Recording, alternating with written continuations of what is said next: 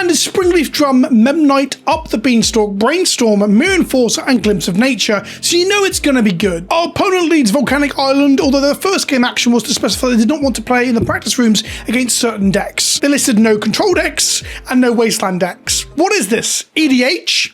Only kidding. If you're offended by that, you're probably a twat. We played Trio of Tails into Springleaf Drum. We are an Affinity deck, first and foremost, so we need lots of artifacts in play, but we're also an Up the Beanstalk deck, secondly, and not one of those good kinds that play all the best cards in Legacy. Instead, we're popping off over here with my boy, Mirror Enforcer. For those of you unaware, Up the Beanstalk is actually making huge waves in Modern and Legacy, powered by 3 spells that count as 5 mana spells when cast, even for free, to trigger the Beanstalk and draw you a card. The enchantment might look like a do nothing, but the fact that it actually draws you a card upon ETB means you don't have to wait to untap with it and get cute. It just replaces itself, and on top of that, it's actually quite good with Yorion because you can flicker it. I absolutely guarantee someone will comment telling me you can't play it with Yorion because it's banned in Modern, ignoring the fact that I said it's making waves in Legacy too. So buckle up, we're in for a weird one in this video. And if you want to buy some Beanstalks or Affinity comments that look like Dreadnoughts or Force of Wills and Furies, why not check out CoolStuffInc.com via the link in the description below. Use the code KENOBI at checkout to get 5% off your order. Our opponent makes their second land drop a Tundra and passes back, so they are playing full-on original duels to play whatever this deck they are playing is.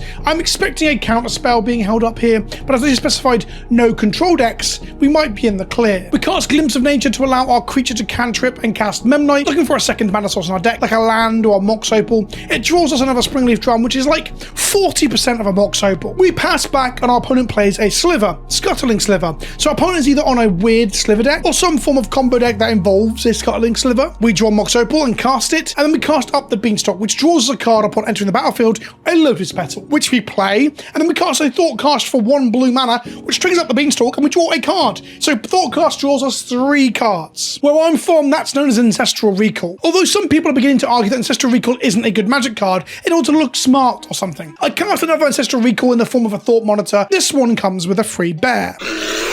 We hit our land drop and a Mox Opal, so we're living the high life, really. We tap Opal for green and cast Glimpse of Nature, which is basically Up the Beanstalk for people like me, boomers who don't like beans in their burritos. We cast our free divination that happens to have a 4/4 chunky boy attached to it. That's hot. Lotus Petal, and then another 4/4 that draws 2 cards for 0 mana. Oh, that's hot. That's hot. We do draw into our Creative here, which is our explosive combo finisher, but don't worry, that's what our singular Brainstorm is for. Rami on my Discord is quite good at Magic, but he is quite down on Up the Beanstalk. Some might call him a hater. But once he got on board with the deck concept and gave into the spirit of playing the new hotness in an unhinged show of cards, he was the one that said, when asked by me, do we play a second copy of Craterhoof in case we draw one? A question posed by myself. He responded, why don't we play 1 copy of Brainstorm instead? He may not have been serious, but my brain expanded in that moment. I saw the Matrix. I broke free of it. My balls dropped, and instantly my arsehole was as moist as a slug. We cast a Thought Cast, which draws us 3 cards. Good, clean, traditional Magic. I'm not really a traditional person, but I like traditional Magic as Richard Garfield intended. And I mean it. Have you seen some of the fucking shit that he put into Alpha? 1 blue mana, draw 3. This guy's idea of Magic was insane. We're quite close to bricking here. We don't have fatties or creatures in our hands, so we cast the final 1 blue mana, draw 3. We find another generically big free card draw spell in the form of a fatty. I cast it, drawing 2 more and another fatty. I cast that, drawing another 2 cards. The reason I'm not casting a third Beanstalk in all of this is because I want to hit 3 mana to Brainstorm Hoof back into our deck, knee from it out, and like hit our opponent for 1 billion damage, maybe even killing them. In,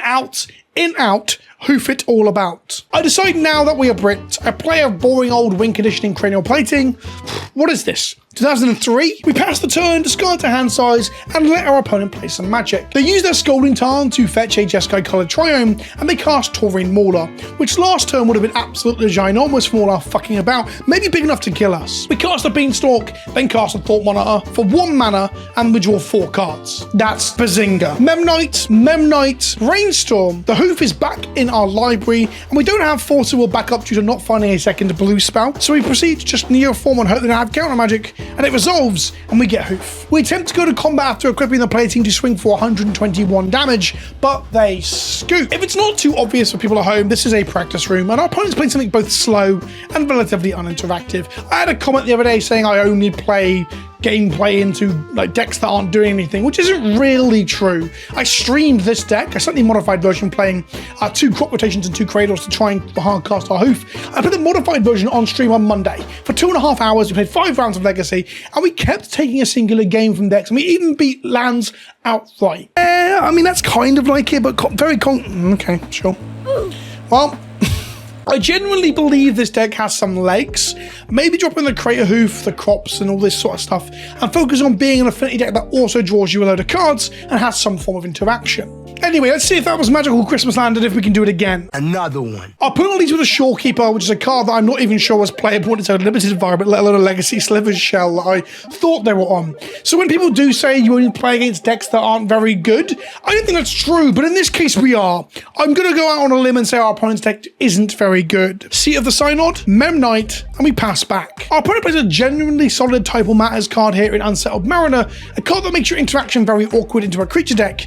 Good job we don't play any interactions. That's some 5D chess we're playing there. Interactions for nerds.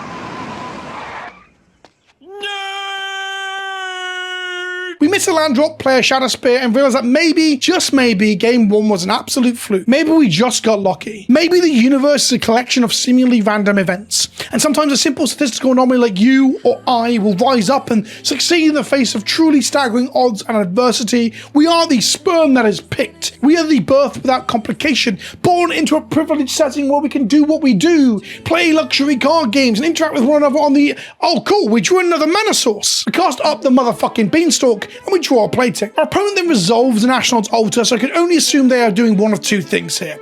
One, they're on a meme brew combo deck of some kind, or they accidentally sign up to the league match with a random assortment of commander cards that they meant to trade away to a vendor. Why Shorekeeper would be in that folder, I don't know, but everybody's got pet cards. A second Mariner from our opponent means that our interaction is truly screwed. Mem Knight, we pass back and they use Drift of Phantasm, transmuting it, so it does feel like we're playing against a commander deck. They get Scuttling Sliver we saw in game 1, and I'm now convinced it's a combo deck that I just don't understand. That they're playing Magic on a much higher plane of existence, beyond our mortal comprehension. If you can shed some light on all of this, please let us know in the comment section below. We untap and brainstorm hoof back into the depths of our library. And by depths, I mean the top card of our library. And then we cast Neoform. In, out, shake my hoof about like it's a big floppy cock. They are dead.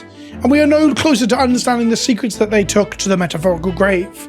It is a true mystery. Honestly, I think this deck is actually reasonable if you cut the Miser's Brainstorm, the Neoforms, the Creator of Behemoth, and play some weird variant of Affinity that powers out the card disadvantage by playing Glimpse and Beanstalk to make Affinity cards cantrip, or even bring multiple cards with them and bring you up in number of cards used. Thanks for watching, and don't forget, if you want to pick up some cards, use the link in the description below, and there'll be a link down there to my next Whatnot stream as well. So if you want to win some collector boosters or buy some stuff off me like signed cards, check out that down in the description below and bookmark that too. Thanks for watching, and I'll see you all soon. Ta-ta for now.